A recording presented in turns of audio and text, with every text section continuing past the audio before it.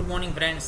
Divide and learn technique in the ઔષધ અને એના રિલેટેડ નેમ દ્રવ્યગુણની અંદર આપણે જોઈ રહ્યા છીએ. તો એની અંદર 61 છે પાર્ટ 6ની અંદર મંજિષ્ટા. તો મંજિષ્ટા શું છે? એક પ્રકારનો રૂબી છે મંજિષ્ટા. દ્રવ્યગુણ માટે એક પ્રકારનું રૂબી રૂપ જે છે ઔષધ છે કે જે છે જેવી રૂબીની ચમક હોય એવી જ જે છે મંજિષ્ટા જ્યારે લગાવીએ આપણે ત્યારે આપણી ચમક થાય છે, ફેસની હોય કે શરીરની હોય. તે પર છે મંજિષ્ટાદી લેપ પણ આવે છે કે જે એના માટે જ હોય છે કે જે ચમક વધારે છે, ગ્લો વધારે છે ફેસનો. પછી મરીચ. તો મરીચ જે છે કેવું હોય? કાળા મરી, તો કે કાળા કલરનું હોય. તો નાઇગ્રા લોકો જે છે એ કાળા છે. તો નાઇગ્રમ એના ઉપરથી પાઇપર શું છે? તીખાસ માટે છે. મરીચ અને પીપળીનું નામ પાઇપર લોંગમ પીપળીમાં આવે, અને પાઇપર નાઇગ્રમ એ મરીચમાં આવે. પાઇપર નાઇગ્રમ એટલે કે કાળું, પાઇપર એટલે કે તીખું, તીખું અને કાળું, અને પાઇપર લોંગમ એટલે કે તીખું અને લાંબુ. એ પાઇપર લોંગમ શેમાં આવે? પીપળીમાં આવશે. તો મરીચ જે છે પાઇપર નાઇગ્રમ કે કાળા રંગનું છે નાઇગ્રા લોકો ઉપરથી. પછી મૂસતા. મૂસતા શું કરે? ચા ઉપર રસ પીવે. પહેલાં ચા પીવે, પછી શેરડીનો રસ પીવે, પછી શું કરે? રોવે. કેમ?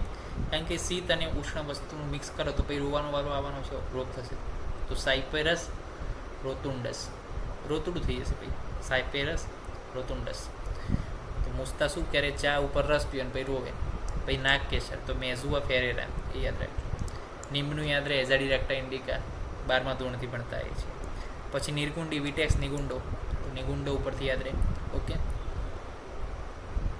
અને નિગુંડોને શું આપવો પડે? ટેક્સ આપવો પડે. કયો ટેક્સ? તો કે વી ટેક્સ. પછી પલાસ. પલાસ જે છે બ્યુટિયા મોનોસ્પર્મા. મોનો એટલે કે એક, સ્પમ. પલાસનું એક સ્પમ પણ બ્યુટી માટે શું છે? મહત્વનું છે. એવી રીતે યાદ રાખો. પલાસનું એક સ્પમ પણ બ્યુટી માટે મહત્વનું છે. બુટિયા મોનોસ્પર્મા, બુટિયા મોનોસ્પર્મા. પછી પરપટ. તો પરપટ જે હોય, પાપડની વાત કરીએ, પરપટને પાપડ પણ કહેવાય, પણ અહીંયા ઔષધિ અલગ આવે પાછી, એમને યાદ રાખજો. પણ આપણે આ તો ખાલી વાત કરીએ. તો પરપટ એટલે પાપડ થાય એમ તો રસશાસ્ત્ર ભવિષ્ય જે કલ્પના પ્રમાણે. તો એ પ્રમાણે શું થાય? પાપડના શું હોય? ફ્લોર હોય કે ભાઈ એક પાપડ, બે પાપડ એમ બનાવી શકીએ આપણે આખું બંડલ. તો ફ્લોર હોય, first floor, second floor, third floor પાપડ. તો પરવી ફ્લોર એમ, તો એના ફ્લોર છે. અને દરેકે દરેક ફ્લોરમાં શું છે? એક ફ્યુમ છે, સુગંધ છે.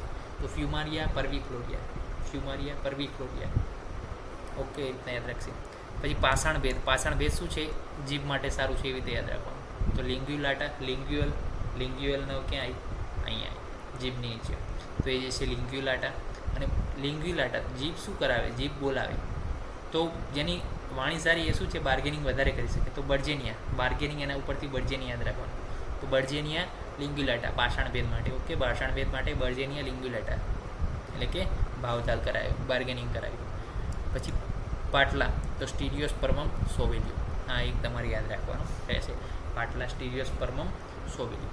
તો જેટલા પણ મેં કીધા યાદ રાખવાના તમારે, એ જે છે અલગથી લખી નાખવાના કે 10 એ વાત થશે. વધારેમાં વધારે 10 થશે. મેક્સિમમ 10 તો નહીં જ થાય, 5 કે 6 જેવા થાય છે. તો મેક્સિમમ કહું છું 10 થશે. તો એ 10ને તો યાદ રાખવાના જ.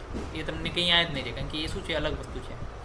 હવે પાટલા છે સ્ટીરિયોસ્પર્મમ સોવેલિયો આપણને યાદ પણ ના આવે એ ટાઈમે, લખતા હોય ટાઈમ કે ભાઈ કેમ આને નામ આપ્યું છે. તો એ યાદ રાખવાનું અલગથી. બીજા બધા તો છે કે પાષાણ ભેદ, તો કે બાર્ગેનિંગ, બર્જેરિયા લિંગ્યુલાટા. પરપટ તો કે ફ્લોર હતા, પરવી ફ્લોરિયા, ફ્યુમારિયા, એ રીતે યાદ રાખવાનું. તો એ થઈ ગયું ડિવાઇડ એન્ડ લર્ન ટેકનિકમાં આજે પાર્ટ 6ની અંદર. નેક્સ્ટ લેક્ચરને મળીશું 71 થી 80ની જે છે રિલેટિવ નેમ સાથે. ત્યાં સુધી રજા આપશો. જય હિન્દ, જય ભારત, જય આયુર્વેદ, જય ધન્વંતરી. નમસ્કાર.